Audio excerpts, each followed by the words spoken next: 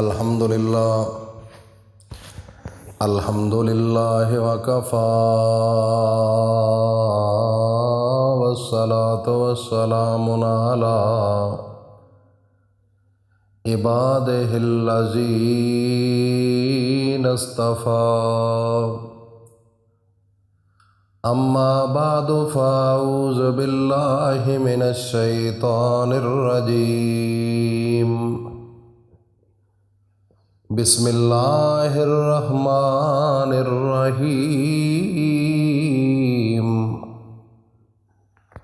ناظرین، سب سے پہلے درود پڑھ لیں۔ اللہم صلی علی محمد وعلی آل محمد کما صلیت علی ابراہیم وعلی آل ابراہیم انک حمید مجید۔ اللہم بارک علی محمد وعلی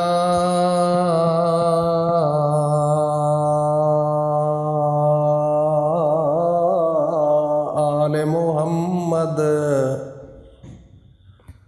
کما بارکت علی ابراہیم وعلی آل ابراہیم انک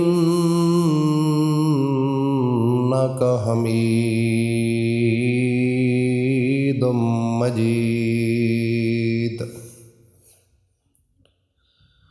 سبحان ربک رب العزت عما یصفون وسلام علی المرسلین والحمد للہ رب العالمین۔ مکرم ذی قدر حضرات و خواتین، قابل احترام میری ماؤں بہنوں بیٹیوں، واجب الاحترام میرے بزرگوں، دوستوں، میرے بھائیوں، ربیع الاول کا آخری سوموار، اس کا ایک خاص عمل آپ کو بتا رہا ہوں۔ قرآن مقدس کے اندر ایک چھوٹی سی آیت ہے۔ اس وظیفے سے آپ کے گھر کے اندر تنگ دستی ختم ہوگی، آپ کا چہرہ پر نور ہوگا۔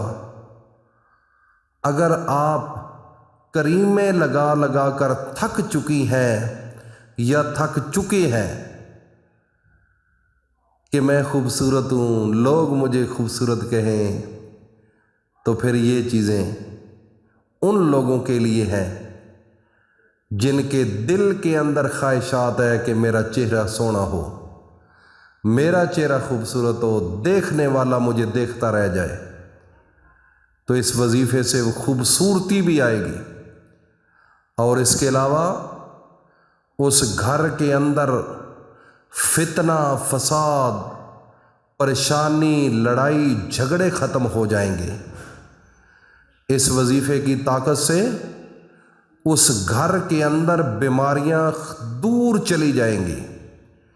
یہ عمل اتنا بڑا عمل ہے کہ اس سے پیسہ بھی آئے گا، خوبصورتی بھی آئے گی، عزت بھی ملے گی، مرض بھی ختم ہوگی۔ اللہ!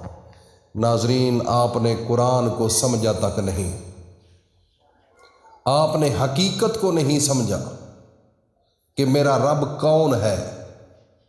دیکھو نا، ماں کے پیٹ کے اندر جب آپ کا صرف ایک گندا قطرہ اللہ نے اس کو سنبھال کے رکھا، اپنی قدرت کے ساتھ اس کو خون کے اندر بدلا، اس کا لوتھڑا بنایا، اور پھر اس کی ہڈیاں بنائی، پھر ایک انسان بنایا، پھر اس کی آنکھیں بنائی، پھر دل بنایا، 360 جوڑ ہڈیوں کے تعمیر کیے، بنائے، اور اس کے چہرے کو بنایا، اس کے ہاتھ اور پاؤں کو بنایا، اس کا دل گردہ جگر بنایا۔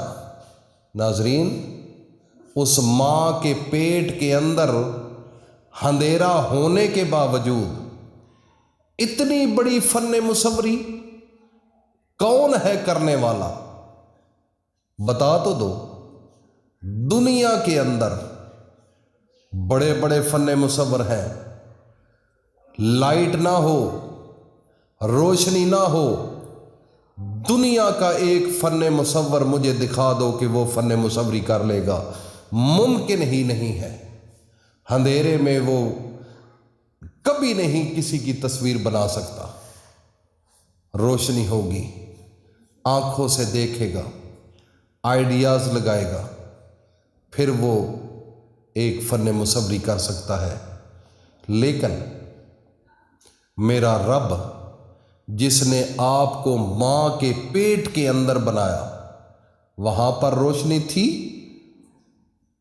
آپ کے آنکھ کے یہ جو پپنو ہے، بال ہے، دیکھو نا کیسی لائن میں اللہ نے لگائے۔ اگر تھوڑے سے اوپر لگ جاتے تو پھر اس کے اوپر بربٹے جس کو کہتے ہیں آنکھ کی خوبصورتی کے لیے، اگر یہ آپ کی پیشانی پر لگ جاتے تو پھر، یا پیشانی کے آگے پیچھے لگ جاتے تو پھر کون ہے؟ کون ہے؟ کان ہے آپ کا، اگر کان آپ کا گردن پر لگ جاتا یا سر پر لگ جاتا تو پھر آنکھ، زبان، ہاتھ اور پاؤں۔ او میرے بھائی غور کرو، عقل سے تھوڑا سا دھیان سے سوچو کہ اندھیرے کمرے میں آپ کی تصویر میرے رب نے بنائی، اتنا بڑا کام کرنے والا، آج اس کو بھول چکے ہو؟ آج آپ کی مصروفیات نہیں ختم ہو رہی؟ اس کو یاد کے لیے آپ کے پاس وقت نہیں؟ اس رب نے ایک نبی بھیجا جو امام الانبیاء ہے، جس کا نام حضرت محمد مصطفیٰ ہے صلی اللہ علیہ وآلہ وسلم۔